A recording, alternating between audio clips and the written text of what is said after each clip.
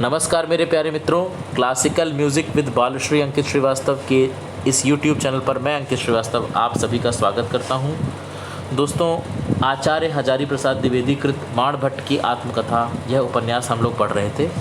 पिछले एपिसोड में हम आचार्य जी का जीवन परिचय,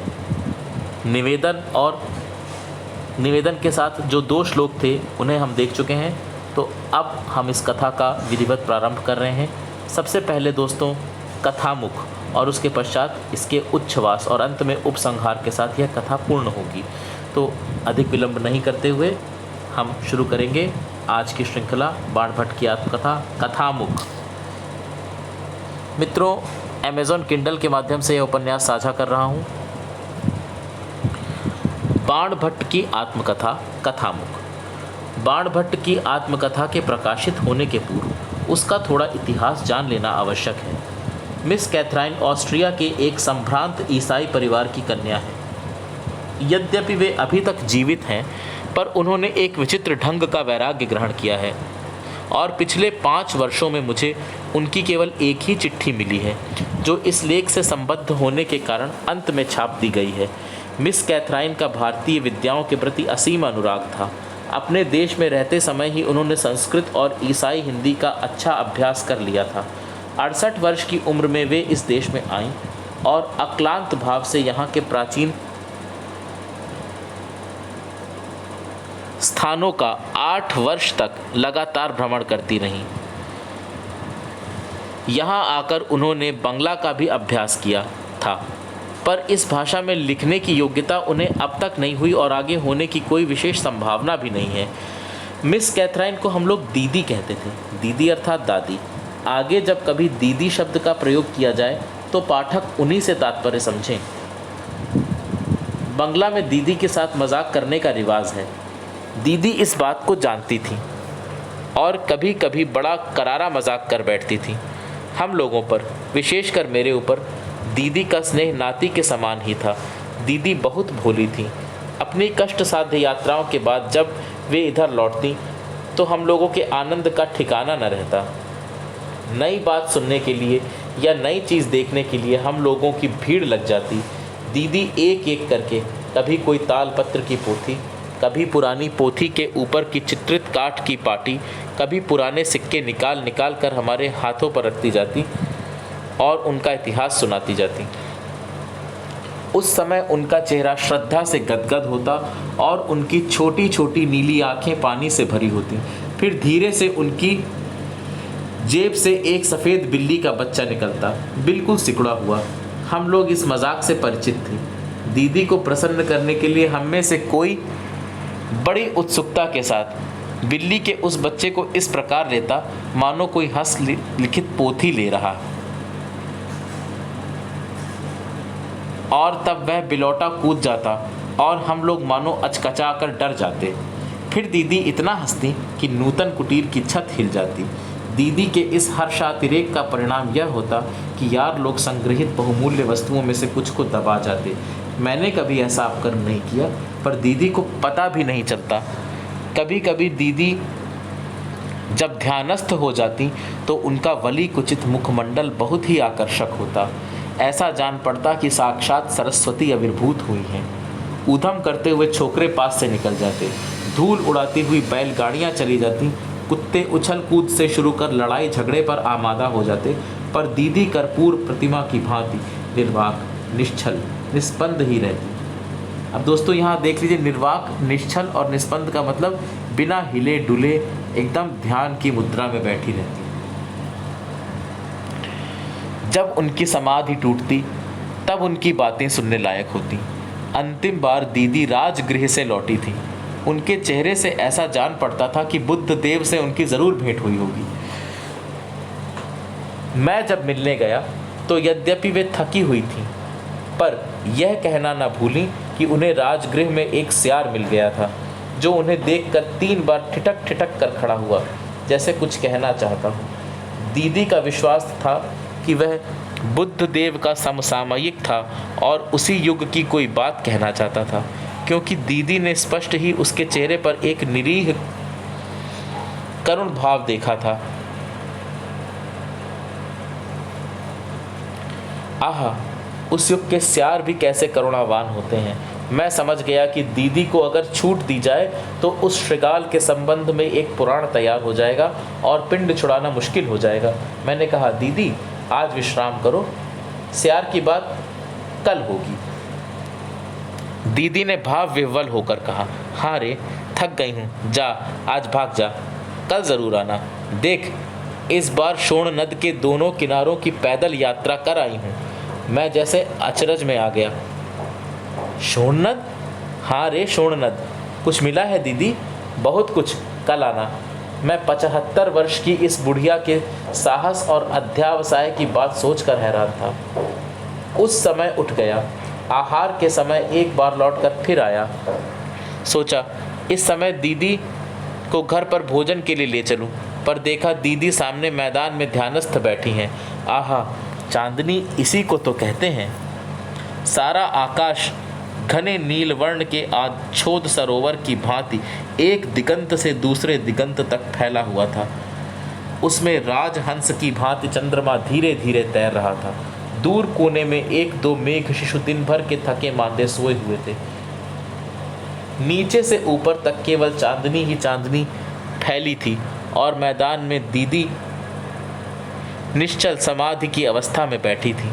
पास ही खड़ा एक छोटा सा खजूर वृक्ष सारी शून्यता को समता दे रहा था। मैं चुपचाप खिसक गया। दूसरे दिन मैं शाम को दीदी के स्थान पर पहुंचा। नौकर से मालूम हुआ कि उस रात को दीदी 2 बजे तक चुपचाप बैठी रही और फिर एकाएक अपनी टेबल पर आकर लिखने लगी। रात भर लिखती रही और लिखने में ऐसी तन्मय थी कि दूसरे दिन 8 बजे तक लालटेन बुझाए बिना लिखती ही रहीं। फिर टेबल पर ही सिर रख कर लेट गईं और शाम के 3 बजे तक लेटी रहीं। फिर उन्होंने स्नान किया और अब चाय पीने जा रही हैं। दीदी चाय पीते पीते दीदी से बात करना बड़ा मनोरंजक होता था, सो मैंने अपना भाग्य सराहा। दीदी चाय पीने का आयोजन कर रही थी।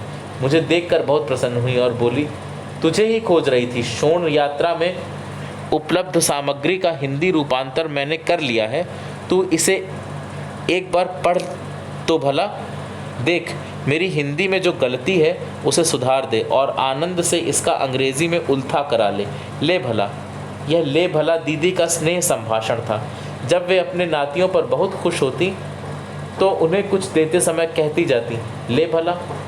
आज तक इस स्नेह वाक्य के साथ चाय और बिस्कुट ही मिला करते थे, पर आज मिला कागज़ का एक बड़ा सा पुलिंदा। दीदी ने उसे देकर कहा कि वह उनकी 200 मील की पैदल यात्रा का सुपरिणाम है। फिर कहने लगी, तू इसे आज ही रात को ठीक कर ले और कल 5 बजे की गाड़ी से कलकत्ते जाकर टाइप करा ला। परसों मुझे इसकी कॉपियाँ मिल जानी चाहिए। मैंने सकुचाते हुए कहा, दीदी कोई पांडुलिपि मिली है क्या? दीदी ने डांटते हुए कहा, एक बार पढ़ के तो देख, इसका रहस्य फिर पूछना। तू बड़ा आलसी है। देख रे, बड़े दुख की बात बता रही हूँ। पुरुष का जन्म पाया है, आलस छोड़कर काम कर। स्त्रियां चाहें भी तो आलस्यहीन होकर कहाँ तक काम कर सकती हैं, कहाँ काम कर सकती हैं। मेरे जीवन के वे दिन लज्जा और संकोच में ही निकल गए जब काम करने की ताकत थी। अब वृद्धावस्था में न तो उतना उत्साह रह गया है और न शक्ति ही। तू बड़ा आलसी है, बाद में पछताएगा। पुरुष होकर इतना आलसी होना ठीक नहीं। तू समझता है यूरोप की स्त्रियां सब कुछ कर सकती हैं? गलत बात है। हम भी पराधीन हैं। समाज की पराधीनता ज़रूर कम है, पर प्रकृति की पराधीनता तो हटाई नहीं जा सकती। आज देखती हूँ कि जीवन के 68 वर्ष व्यर्थ ही बीत गए। मैंने देखा दीदी की आंखें गीली हो गई हैं और उनका पोपला मुख कुछ कहने के लिए व्याकुल है, पर बात निकल नहीं रही है, जैसे शब्द ही न मिल रहे हों। न जाने किस अतीत में उनका चित्त धीरे धीरे डूब गया और मैं चुप बैठा रहा। उस दिन भी दीदी का चाय पीना नहीं हुआ। जब दीदी का ध्यान भंग हुआ तो उनकी आंखों से पानी की धारा झर रही थी और वे उसे पोंछने का प्रयत्न भी नहीं कर रही थी। मैंने अनुभव किया कि दीदी किसी बीती हुई घटना का ताना बाना सुलझा रही हैं। उधर से ध्यान हटाने के लिए मैंने प्रश्न किया, दीदी आजकल शोण में नावें चलती हैं? दीदी ने मुस्कुरा दिया। उनका भाव था कि मैं समझ गई, तू मेरा ध्यान दूसरी ओर ले जाना चाहता है। फिर बोली, देख मैं यहाँ ज़्यादा नहीं ठहर सकती, इस अनुवाद को तू ज़रा ध्यान से पढ़ और कल कलकत्ते जाकर टाइप करा ला। 2-1 चित्र भी पुस्तक में देने होंगे, जा जल्दी कर। कागज़ों का पुलिंदा लेकर मैं घर आया। यद्यपि मेरी आंखें कमज़ोर हैं और रात को काम करना मेरे लिए कठिन है, फिर भी दीदी के कागज़ों को मैंने पढ़ना शुरू किया। शीर्षक के स्थान पर मोटे मोटे अक्षरों में लिखा था, अथ बाणभट्ट की आत्मकथा लिख्यते। बाणभट्ट की आत्मकथा? तब तो दीदी को अमूल्य वस्तु हाथ लगी है। मैं ध्यान से सारी कथा पढ़ गया। मुझे अपार आनंद आ रहा था। इतने दिन बाद संस्कृत साहित्य में एक अनोखी चीज़ प्राप्त हुई है। रात यूं ही बीत गई। सवेरे मैं कलकत्ते को रवाना हो गया। वहाँ 1 सप्ताह रुकना पड़ा। लौट कर आया तो मालूम हुआ कि दीदी काशीवास करने चली गई हैं। किसी को कोई पता ठिकाना नहीं दे गई। 2 साल तक वह कथा यूं ही पड़ी रही। एक दिन मैंने सोचा कि बाणभट्ट के ग्रंथों से मिलाकर देखा जाए कि कथा कितनी प्रामाणिक है। कथा में ऐसी बहुत सी बातें थीं जो उन पुस्तकों में नहीं हैं। इसके लिए मैंने समसामयिक पुस्तकों का आश्रय लिया और एक तरह से कथा को नए सिरे से संपादित किया। दोस्तों समसामयिक का अर्थ देख लीजिए। समसामयिक का मतलब तत्कालीन, इंग्लिश में कहें तो कंटेम्प्रेरी, उस समय की।